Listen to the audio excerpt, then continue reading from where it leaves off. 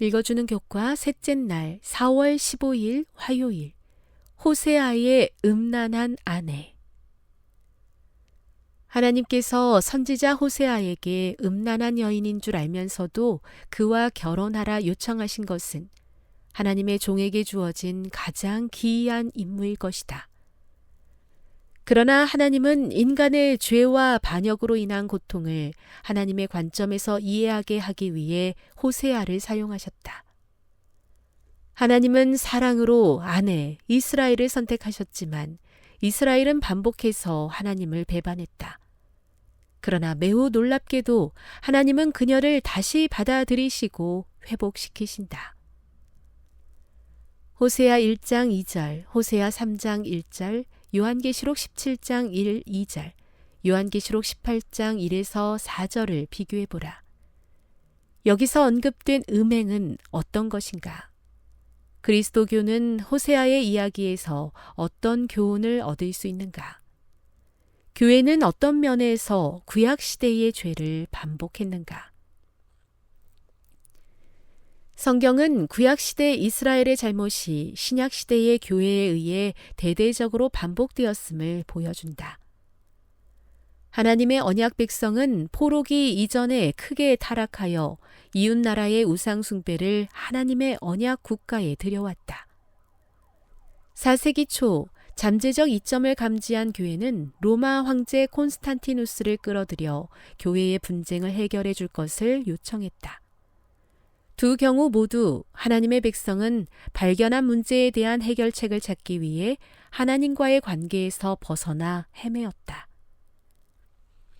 하나님께서 선택하신 표현들은 우리가 무엇을 잘못했는지 보여주려고 하실 뿐만 아니라 우리의 잘못이 당신에게 어떤 감정을 일으키는지를 알려주고자 하려는 것이 분명해 보인다. 배우자의 배신이 가져오는 상실감과 고통을 생각해 보면 그리스도에 대한 우리의 불충성이 하늘 법정에서 어떤 황폐한 감정을 일으킬지를 이해할 수 있을 것이다. 호세아 선지자가 방탕한 아내를 구하기 위해 감수한 모든 일들은 호세아서에서 가장 놀라운 부분일 것이다. 하나님의 백성에게 바벨론에서 나오라고 부르는 인류를 향한 마지막 외침을 볼 때 그분이 이방인이 아닌 자기 백성을 부르고 있다는 점은 특히 주목할 만한 일이다. 하나님은 그들을 친밀하게 알고 계시고 그들을 사랑하신다. 세상은 최악의 때를 향해 치닫고 있지만 그분은 여전히 우리를 다시 사기 위해 당신의 피로 지불하신 속전을 제공하고 계신다. 그리스도의 십자가는 다른 무엇보다도 주님께서 타락한 백성을 구원하기를 얼마나 간절히 원하시는지 보여준다. 교훈입니다. 하나님은 호세아를 통해 인간의 죄와 반역으로 인한 고통을 이해하도록 도우셨다. 방탕한 아내를 구하기 위한 노력은 하나님의 사랑의 깊이를 깨닫게 한다. 묵상. 하나님께서 이스라엘을 부르실 때 사용하는 표현에 대해서 묵상해 보십시오. 그것은 무엇을 발견하게 합니까? 적용. 오늘날 우리 교회가 영적 음행에 빠져들 수 있는 위험은 어떤 것이 있겠습니까? 영감의 교훈입니다. 바벨론이 가진 오류의 독주.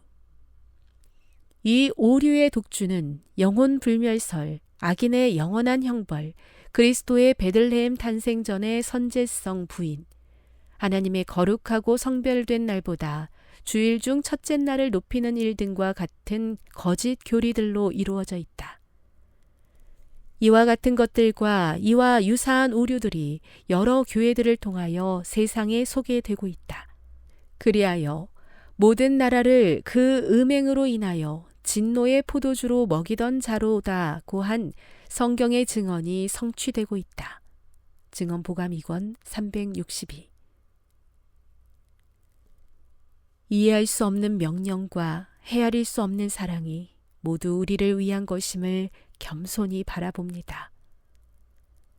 주님의 마음에 상처를 주고 아프게 한 저의 잘못을 후회합니다.